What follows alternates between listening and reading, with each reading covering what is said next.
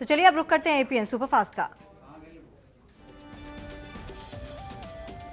UP में कांग्रेस के गठबंधन के बाद समाजवादी पार्टी ने 7 सीटों पर अपने उम्मीदवारों के नाम वापस लेने को तैयार हो गई है। इन सीटों पर कांग्रेस की सिटिंग विधायक हैं। सपा ने कांग्रेस के 9 सिटिंग विधायकों वाली सीटों पर अपने उम्मीदवार घोषित किए थे। यूपी में जारी गठबंधन की सियासत से हालांकि बीजेपी बेपरवाह दिख रही है। बीजेपी नेताओं का कहना है कि यूपी में इस बार कोई गठबंधन काम नहीं करेगा और कमल खिलकर रहेगा और सपा बीएसपी मुक्त यूपी बनेगा। कांग्रेस और सपा का यूपी में गठबंधन हो गया है। कांग्रेस नेताओं का कहना है कि बीजेपी को रोकने के लिए उन्होंने गठबंधन किया है। उत्तर प्रदेश में हमने किया है कांग्रेस और समाजवादी पार्टी के दरमियान। ये सिर्फ इलेक्शन में विजय प्राप्त करना, सरकार बनाना ही लक्ष्य नहीं। जिस तरह से आजकल कम्युनल और डिविसिव फोर्सेस बढ़ के आए हैं, जिस तरह से तनाव देश में बीजेपी के 2.5 साल में पैदा हो गया है, उत्तर प्रदेश में अगर शांति होती है तो पूरे देश में शांति होती है। दिनों से हफ्तों से चल रही थी, अब ये दोनों इकट्ठे हो गए हैं और जो उनका प्लेज है कि हम कम्युनल फोर्सेस को हराएंगे, वो अपने आप में बहुत ही सराहनीय है।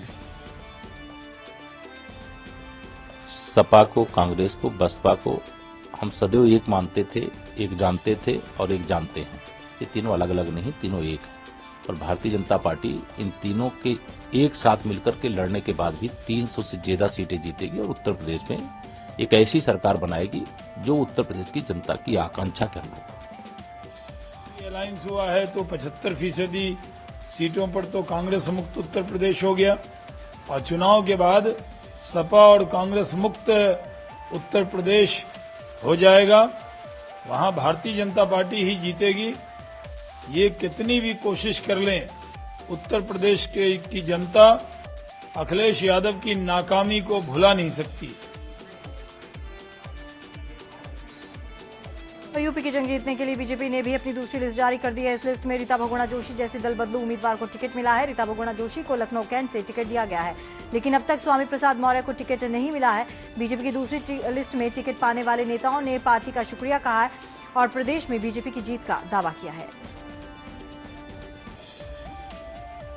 पार्टी का स्पष्ट मानना है जो हमारा जिताऊ का कैंडिडेट होगा, जिस नाम पर लगता है कि सर्वे और संगठन सबकी सहमति के आधार पर जीत सकते हैं, उनको हम टिकट दे रहे हैं। और आगे भी जो बाकी सीटें, उसमें भी इसी बात को ध्यान में रखा गया है। युवाओं को, महिलाओं को, पिछड़ों को, सबको मतलब उचित प्रतिनिधित्व देते हुए ये पार्टी का प्रयास है कि जो जीत सकते हैं उन पर ज्यादा विश्वास रखते हुए उनको अवसर देने का काम। अमित शाह जी का बहुत बहुत धन्यवाद करता हूं कि उन्होंने और पार्टी ने मुझे मौका दिया है। उत्तर प्रदेश का चुनाव एक महत्वपूर्ण चुनाव है। मुझे जो सीट दी गई है वो सीट एक महत्वपूर्ण सीट है, इलाहाबाद पश्चिमी, क्योंकि अभी तक पिछले 15 साल से वहां पर जो भी जीतता है वो गुंडई के बल पे जीतता है। भारतीय जनता पार्टी ने मैसेज दिया है कि हम विकास की बात करते हैं और विकास वाले व्यक्ति को वहां लेके जाना चाहते हैं। और राष्ट्रीय अध्यक्ष जी को और सभी नेताओं को मैं धन्यवाद देना चाहूंगी कि उन्होंने मुझ पर विश्वास किया और मुझे दोबारा कैंट से लड़ने का मौका दिया है, अवसर दिया है।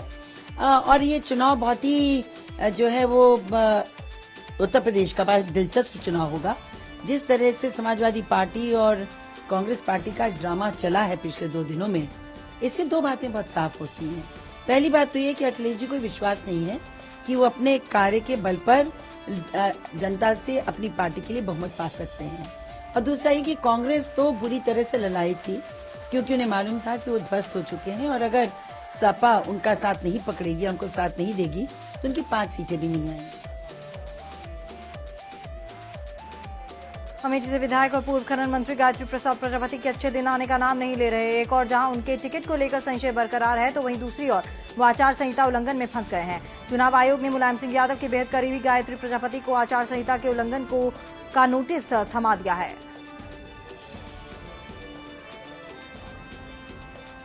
ये नोटिस एक मालवाहक गाड़ी में भारी मात्रा में साड़ियां पकड़े जाने पर जारी किया गया है। चुनाव आयोग ने गायत्री प्रजापति को आज यानी 23 जनवरी को अपना पक्ष रखने का आदेश दिया है। पुलिस के मुताबिक प्रजापति ने इन साड़ियों को चुनावी फायदे के लिए अपने विधानसभा क्षेत्र में बंटवाने के लिए मंगवाया था। साड़ी मिलने के कुछ ही घंटों बाद गायत्री के बेहद नजदीकी शख्स को यहां बड़ी संख्या में साइकिलें और साड़ियां बरामद की गई हैं।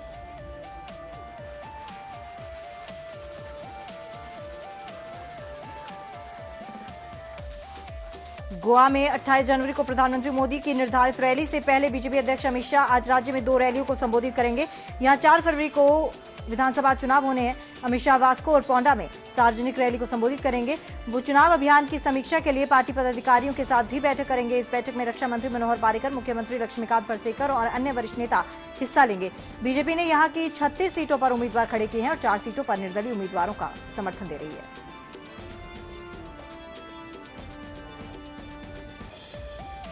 कांग्रेस पार्टी गोवा का चुनावी घोषणा पत्र आज जारी करेगी। इसे पार्टी के वरिष्ठ नेता और सांसद ज्योतिरादित्य सिंधिया जारी करेंगे। कांग्रेस गोवा की 40 में से 37 सीटों पर चुनाव लड़ रही है। पार्टी ने घोषणा पत्र बनाने के लिए लोगों की राय भी ली थी।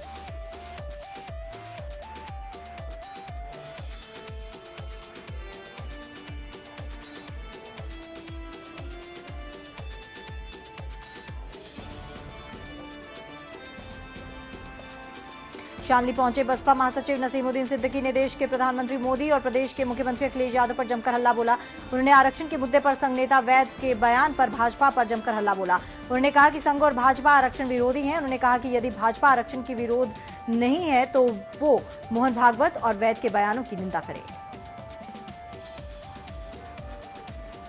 समाजवादी पार्टी और भारतीय जनता पार्टी दोनों मिले हुए हैं, पूरी तरीके से मिले हुए। समाजवादी पार्टी, भारतीय जनता पार्टी, क्यों? जब जब बीएसपी की सरकार होती है उत्तर प्रदेश में, तब तब भारतीय जनता पार्टी कमजोर होती है, और जब जब समाजवादी पार्टी की सरकार हुई तब तब भारतीय जनता पार्टी मजबूत हुई। मोहन वैद जी जो प्रवक्ता है वो कहते हैं कि बैकवर्ड शेड्यूल कास्ट का आरक्षण समाप्त कर देना चाहिए, खत्म कर देना चाहिए। मेरे साथियों, आरक्षण रिजर्वेशन भीख नहीं है, ये बाबा साहब डॉक्टर अम्बेडकर का दिया हुआ अधिकार है। हम इसको कभी नहीं छोड़ने वाले। उत्तराखंड की राजनीति में दल बदल की राजनीति देखने को मिल रही है, जिसके चलते बाजपुर के पूर्व विधायक यशपाल आर्य कांग्रेस छोड़कर बीजेपी में चले गए। वहीं बीजेपी के प्रत्याशी दावेदार सुनीता टमटा कांग्रेस में शामिल हो गए हैं। कांग्रेस के जिला चुनाव प्रभारी तरुण पंत ने कहा कि पिछली बार तराई बेल्ट में जो कांग्रेस पिछड़ गई थी, इस बार कांग्रेस पार्टी तराई बेल्ट में सभी सीटें जीतकर कांग्रेस को मजबूत करेगी। दिल्ली में आज गणतंत्र दिवस परेड की फुल ड्रेस रिहर्सल हो रही है। फुल ड्रेस रिहर्सल के चलते इंडिया गेट के आसपास कई सड़कों पर वाहनों का आवागमन बंद कर दिया गया है। फुल ड्रेस रिहर्सल के लिए सुरक्षा के पुख्ता इंतजाम किए गए हैं। आज ही प्रधानमंत्री मोदी बहादुर बच्चों को राष्ट्रीय बलवीरता पुरस्कार से सम्मानित करेंगे। बहादुर बच्चों में 12 लड़कियां हैं और 13 लड़के शामिल हैं। ये बच्चे गणतंत्र दिवस परेड में शामिल होंगे। 4 बच्चों को बहादुरी अवार्ड मरणोपरांत दिया जा रहा है। ये पुरस्कार हर साल 6 से 18 साल के बच्चों को दिया जाता है।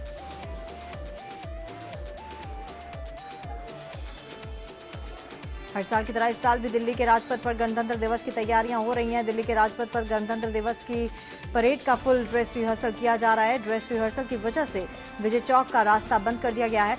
इस बार के आयोजन का मुख्य आकर्षण 150 जवानों का संयुक्त अरब अमीरात का दस्ता है, जो भारतीय सुरक्षा कर्मियों के साथ परेड में एक साथ नजर आएगा। ड्रेस रिहर्सल के कारण दिल्ली पुलिस ने सभी कमर्शियल गाड़ियों पर रोक लगा दी है, जिस कारण ये गाड़ियां सड़कों के किनारे लगी हुई हैं।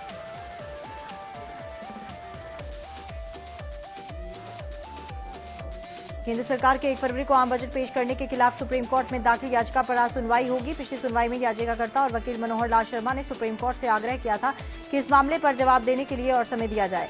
उन्होंने सुप्रीम कोर्ट में कहा था कि वो अतिरिक्त हलफनामा दाखिल कर रहे हैं, फिर सुप्रीम कोर्ट ने इसकी इजाजत दी थी। पिछली सुनवाई में सीजेआई खैर सिंह ने याचिकाकर्ता से सवाल किया था कि आप बताइए कि सरकार ने इस मामले में कौन से कानून का उल्लंघन किया है, संविधान के कौन से प्रावधान का उल्लंघन है, आप इस बारे में तमाम तैयारी कर कोर्ट को बताएं।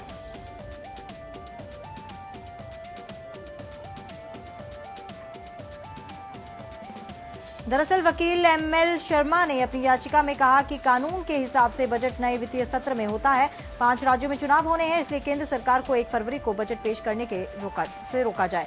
कांग्रेस सहित कई विपक्षी दलों ने भी सुप्रीम कोर्ट में याचिका दाखिल कर फरवरी को पेश किए जाने वाले बजट पर रोक लगाने की मांग की है।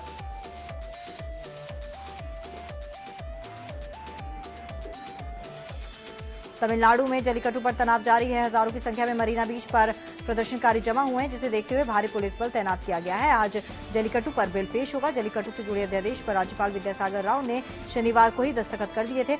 इसे देखते हुए मुख्यमंत्री पनीरसेल्वम ने लोगों से विरोध प्रदर्शन न करने की मांग की है। मुख्यमंत्री की अपील के बावजूद राज्य के अलग अलग हिस्सों में विरोध जारी है।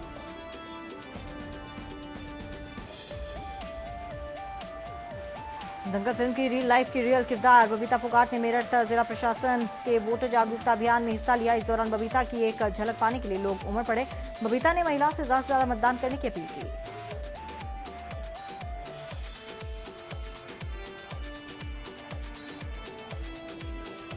बीजेपी में अपने उम्मीदवारों की लिस्ट जारी कर दी है, जिसके बाद कई नेता ऐसे हैं जो अब बागी हो गए हैं और उन्हें निर्दलीय चुनाव लड़ने का ऐलान किया है। ऐसे ही एक निर्दलीय प्रत्याशी है राजीव अग्रवाल, जो टिकट नहीं मिलने से नाराज हैं और उन्होंने निर्दलीय चुनाव लड़ने का ऐलान कर दिया है।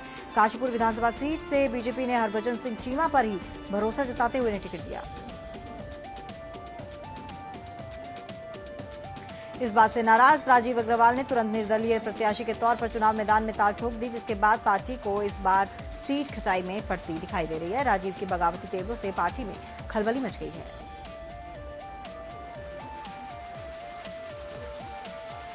रायबरेली में जलमऊ फतेहपुर मार्ग पर एक कार पुल की रेलिंग तोड़ते हुए गंगा नदी में गिर गई। हादसे में कार सवार युवक की मौत हो गई। युवक जलमऊ का रहने वाला था। मौके पर पुलिस ने तत्काल राहत और बचाव कार्य शुरू किया, लेकिन कार में सवार युवक को बचाया नहीं जा सका।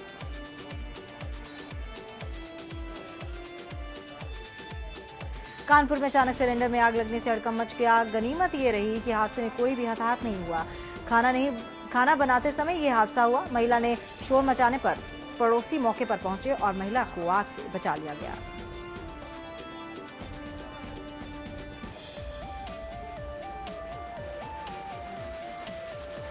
हापुड़ के एक सिरफिरे आशिक ने एक तरफा प्यार में आकर अपनी प्रेमिका को ट्रेन से फेंककर मौत के घाट उतार दिया और मौके से फरार हो गया। सूत्रों से बताया जा रहा है कि सिरफिरा आशिक काफी समय से छात्रा शोभा को एक तरफा प्यार करता हुआ आ रहा था, लेकिन प्रेमिका उसके प्यार को हर बार मना करती थी।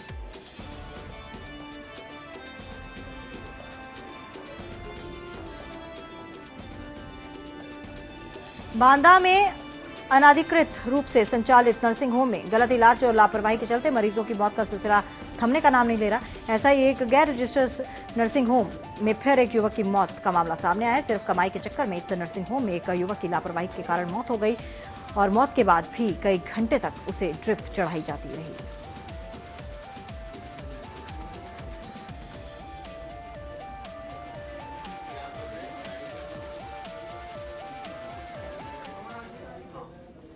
और फिलहाल एपीएन सुपरफास्ट में इतना ही, लेकिन देश और विदेश की तमाम खबरों के लिए बने रहिए हमारे साथ, देखते रहिए एपीएन।